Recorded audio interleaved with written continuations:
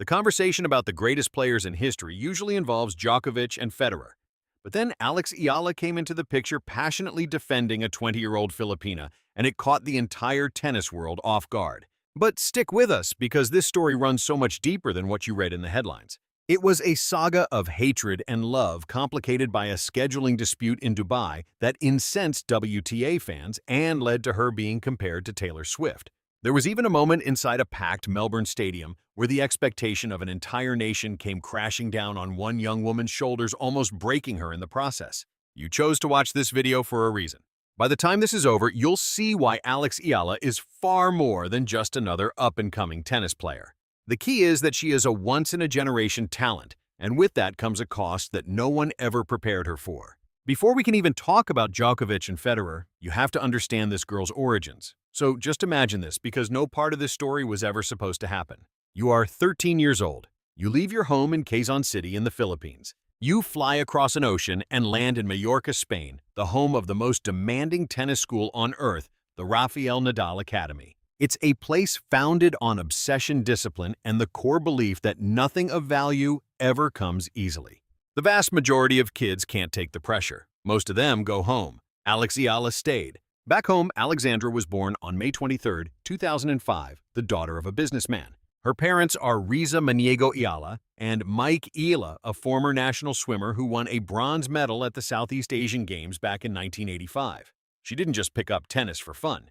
For her, it was a calling, and from the second she set foot in Spain, she made it her entire universe. The results soon confirmed that her early sacrifices were paying off. Eala achieved a junior world number 2 ranking from the ITF in October of 2020. And then she became the first Filipino to claim a junior Grand Slam title by winning the girls' singles division at the 2022 U.S. Open. That's when the chatter started to spread that the Philippines had a tennis prodigy. Winning junior titles, however, is one thing. The WTA Tour is an entirely different world. The leap from junior champion to a professional on the tour is precisely where the most promising athletes often crumble. The relentless grind and the constant travel wear you out. The losses start to pile up in a way the junior circuit could never prepare you for. And for Eala, that transition was absolutely brutal. She struggled. She would qualify for tournaments only to be eliminated in the early rounds. She came away with nothing from all 4 of the Grand Slam qualifying draws. Pundits began to question if her success as a junior was a fluke, and whether the Filipina phenomenon was simply a nice story that people wanted to believe in. Then, Miami 2025 rolled around, and everything changed. Ranked 140th in the world at the start of the tournament, Eala was given a wild card for the Miami Open main draw. Just let that number sink in. 140. She wasn't even supposed to be competing. She was a complete unknown, an afterthought. The kind of player whose name you just skim over in the bracket. Nobody was circling her name. Nobody wrote any previews about her. Not even in their wildest dreams did anyone imagine that Alex Eala was about to rewrite the history of Philippine tennis. No one, that is, except for Alex herself. What unfolded in Miami was more than just a series of tennis matches. It was an earthquake. And the tennis community was completely unprepared for the shockwaves. Round by round, the wild card kept on winning. First, Eala defeated the former French Open champion Jelena Ostapenko. She followed that with another major win over Madison Keys, the 2025 Australian Open champion, becoming the first woman from the Philippines to beat a Grand Slam winner and a top 10 player at a WTA event. The tennis world started paying attention, but the real quake was yet to come. A dominant victory in the round of 16 over the 10th seed Paula Badosa set the stage for the biggest triumph of all. The biggest of Eala's career, a breathtaking upset over world number 2 Iga Świątek in the quarterfinals. The undisputed queen of women's tennis, the one player who had intimidated everyone else on the tour. She was knocked out by a 19-year-old wildcard from a nation that had never even had a player inside the WTA's top 100. With that victory, she became the first Filipino player in history to reach a WTA 1000 semifinal. She was also the first from her country to ever defeat a top 5 ranked player. The atmosphere in the stadiums was electric. The Filipino community spread across every continent on the globe went absolutely crazy. Social media servers nearly went into meltdown, and through it all, Eala was on the court with that same. She always projects this cool composure, flashing that smile Paul Anacone would later describe so perfectly. He said she has a radiant grin that just lights up the room. I remember when she beat Iga Świątek last year, she handled it with so much class and humility. Humility and grace. Those 2 words are vital. Remember them because later in this story, when the storm of attention around her turned nasty, those were the very qualities that kept her afloat. Speaking on the Sit Down podcast, Eala reflected, "I think that Miami run has to be the highlight of my career so far. That's what launched me into the spotlight. Everything just fell into place after that." Looking back on it now, I just think, wow, that was absolutely insane. She went from a number 140 wildcard to a historic semifinalist in just 2 weeks, transforming from a complete unknown into a new hero for the Philippines and the tennis world's latest obsession. But something else grew out of that obsession, something that no one saw coming. It was something that would pull two of tennis's greatest legends into the conversation, something chaotic, complicated, and deeply human. You've become a bigger deal when Novak Djokovic starts talking about you unprompted at a press conference? Let's set the scene. It was January 2026 at the Australian Open in Melbourne Park, the biggest Grand Slam on the tour. Alex Iala, now a top 50 player, was making her main draw debut, and organizers were braced for big crowds. They had no idea what was actually about to happen. The lines to get in were just massive. Fans mobbed her match on a smaller court, so much so that the Australian Open's official social media was already suggesting a move to a bigger stadium for her next round. The energy was unlike anything Melbourne had ever seen for a first-round women's match. And taking it all in with the measured gaze of a man who's seen it all was Novak Djokovic himself. The 24-time Grand Slam winner didn't have to speak, but he did. And when Djokovic speaks, the tennis world listens. "I saw Alex Iala recently," he said. "Yes, there's a lot of buzz around her, which makes sense. You don't get many players from her country from the Philippines. So this is a really big deal. She's the best player in that nation's history, and for a country that large, the interest is huge." But Djokovic didn't stop there. He added, "It's a great thing. We want more attention on the sport. We want more people showing up, more fans playing tennis, and more viewers watching the live streams." Coming from Djokovic, that meant something. This was the man who spent his career playing the villain in someone else's story, the guy who had to fight for respect in arenas that worshipped Federer. Those words carried real weight. He wasn't just acknowledging Ayala's following, he was validating it, endorsing it, and telling the world, "This is good for tennis, let it happen."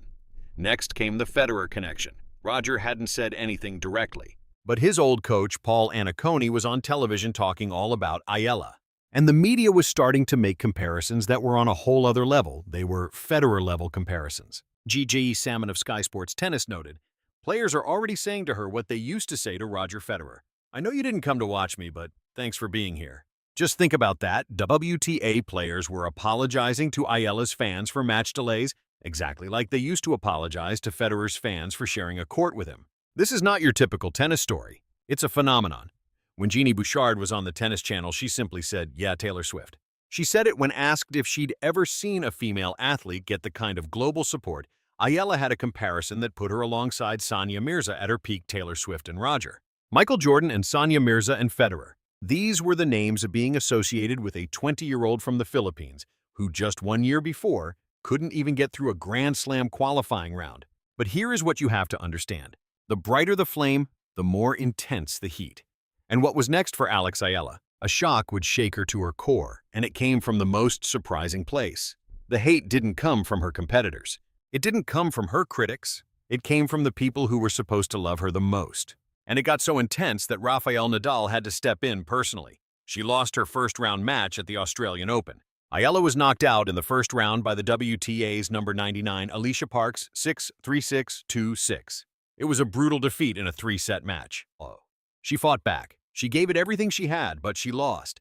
And in sports, sometimes you lose. That's just the reality of it. It's the bargain every athlete makes when they step onto the court. What happened next, though, had nothing to do with sports. On her podcast, Kim Clijsters discussed the aftermath of that 3-set loss to Alicia Parks at the Australian Open. She was hit with a tidal wave of hate, not just from anywhere, but from her own fans in the Philippines. Hate from her own people, from the millions of Filipinos who had cried with her, celebrated for her, and stayed up all night just to watch her. When she lost, a part of that adoration curdled into something venomous.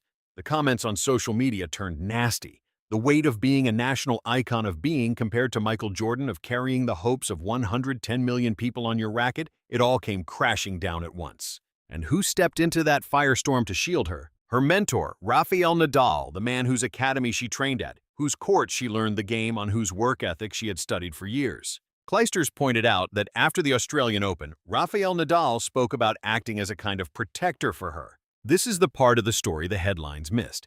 While the world debated Iala's schedule, her team and her ranking Nadal was quietly making sure she wasn't shattered by the very people who claimed to love her, because that is what mentors do. And in return, she had one of tennis's greatest champions watching over her. Kleisters added, "She's still so young, and yet we're already seeing her grow so much mentally. She's demanding in her interactions with people, yet she's also incredibly focused on what needs to be accomplished. Her professionalism is undeniable, and I don't think it's any accident that she's getting the results she is. This four-time Grand Slam champion didn't rest on her laurels. She kept pushing, becoming one of the most scrutinized athletes in history." According to one analyst, she's akin to what Michael Jordan is in the Philippines, which underscores how crucial it is to protect her as she deals with superstardom at such a young age. After all, Michael Jordan was shielded in the same way. That's a heck of a statement about a tennis player. Here is all the context you need to grasp the full extent of this situation. This is about more than just tennis now. This is about culture. This is about national identity.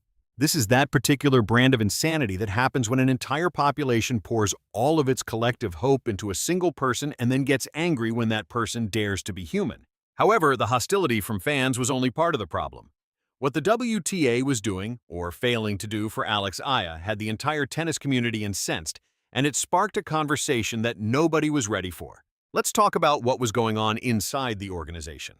Because while fans were arguing on the internet and legends were sharing their opinions publicly, a quieter, more institutional kind of disrespect was happening and people were beginning to see it. In one tournament after another, Eala was being scheduled on side courts, smaller venues that were completely incapable of accommodating the massive crowds that came to see her. During the Australian Open, the lines outside her venues were incredible, to the point that the tournament's own social media commented that she needed to be considered for larger courts in future matches. Just imagine the tournament in Dubai had to publicly admit that they had made a mistake.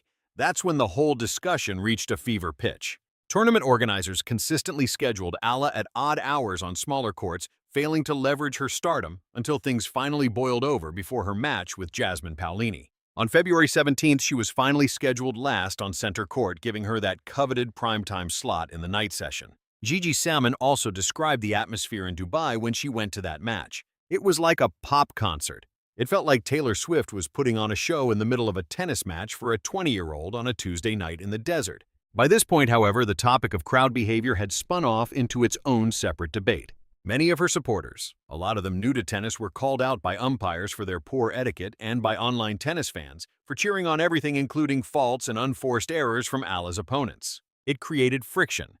Some of the supporters felt like they were being policed, while some of the critics felt completely justified. The internet was split right down the middle. Then, after her victory against Eala in the Dubai quarterfinals, Coco Gauff did something truly exceptional on the court. Gauff said, "Whenever you guys were cheering for Alex, I just acted like I believed it was for me, so it was helpful because I heard my name a lot. If you can't beat them, you have to join them." It was a moment of pure class from Gauff and an implicit acknowledgement of the sheer magnitude of Eala's fan base, so powerful, loud, and overwhelming that even her opponents had to figure out how to handle it mentally. This is Federer territory. This is Serena territory. This is the kind of space reserved for the once-in-a-generation athletes, the ones who change the very rooms they walk into.